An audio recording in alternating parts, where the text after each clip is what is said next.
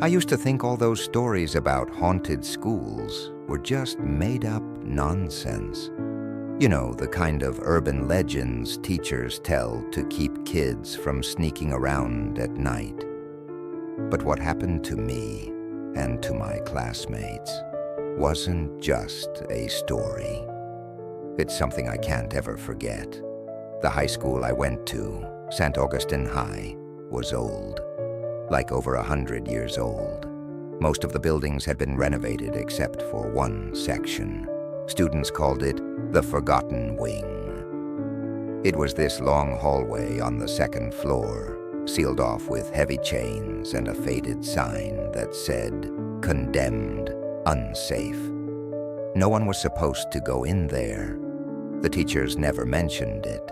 The janitors avoided it. And if you asked too many questions, you'd just get detention. But of course, that only made us more curious. One October night, a group of us stayed behind after school. There was me, my best friend, Daniel, and two girls, Sarah and Emily. We had dared each other to find a way inside the Forgotten Wing and film it. Just dumb teenage bravado for clout. The first weird thing? When we got close to the chains, the air felt colder. Not just drafty, but freezing, like walking into a refrigerator.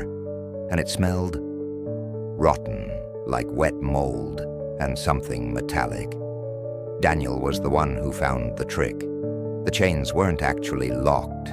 They were just looped through the handles, hanging loose. Almost like someone wanted to keep people out, but also make sure someone could get in. We pushed the doors open. The Forgotten Wing was pitch black.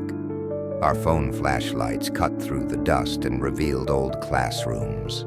Desks overturned, papers scattered everywhere. Chalkboards still had faded writing on them. Detention schedules from the 1970s, math equations half erased. It felt like time had just stopped in there.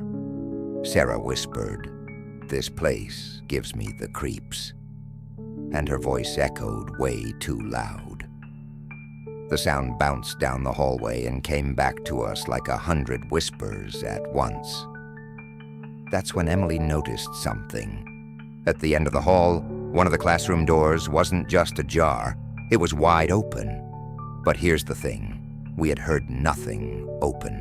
No creak, no slam. It had just been like that the whole time, waiting. Against our better judgment, we went inside. The classroom looked like the others at first. Dusty desks, cracked floor tiles. But then we saw the writing on the blackboard. Over and over, filling the entire space were the words, "Stay after class." Over and over. Written in thick chalk, pressed so hard that some letters had scratched into the board. Daniel laughed nervously, saying it was probably some prank from decades ago. But Emily noticed something none of us did at first. The chalk was fresh. Before we could react, the door slammed shut, hard. Our flashlights flickered, and for a moment, the entire room went dark. We all started scrumming, pounding on the door, but it wouldn't budge. Then Sarah said, "Shut up, listen." And that's when we heard it, the sound of footsteps in the hallway. Slow, deliberate, echoing, like someone pacing back and forth. Then a voice. Low, raspy, but somehow right in our ears even though it came from outside.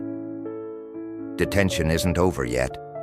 The classroom went ice cold. Our breath came out in fog. And in the corner of the room, the shadows started to move. I swear to God, it wasn't a trick of the light. Something was standing there, tall, gaunt, its arms too long, its head tilted like it was studying us. The worst part wasn't seeing it, it was the sound. It started dragging its nails across the wall, slow and screeching. Then it whispered, "Sit down." And before we could stop her, Sarah screamed and bolted toward the door. It opened for her like nothing had ever been blocking it. She vanished down the hall. We chased after her, but the hallway was wrong, twisted. It stretched longer than it should have, with doors that hadn't been there before. Each one had a small window, and inside, I swear we saw things sitting in the desks, dark silhouettes of students, perfectly still, heads hanging low. And at the front of every classroom was a tall figure writing on the blackboard, always the same message. Stay after class. We finally caught up to Sarah, or what we thought was her. She was standing at the end of the hallway, her back to us. But when we called her name, she turned, and her face was gone. Just smooth, pale skin where her features should have been. That broke us. We ran. I don't even remember how we got out. Just that 1 second we were sprinting through that impossible hallway, and the next, we burst through the chained doors into the normal part of the school. Sarah was gone. Completely gone. We searched the whole building, but no one ever saw her again. The teachers said she must have run away. The cops didn't care. Teenagers disappear all the time. But Daniel, Emily, and I knew the truth. We tried to tell people, but no one believed us. It's been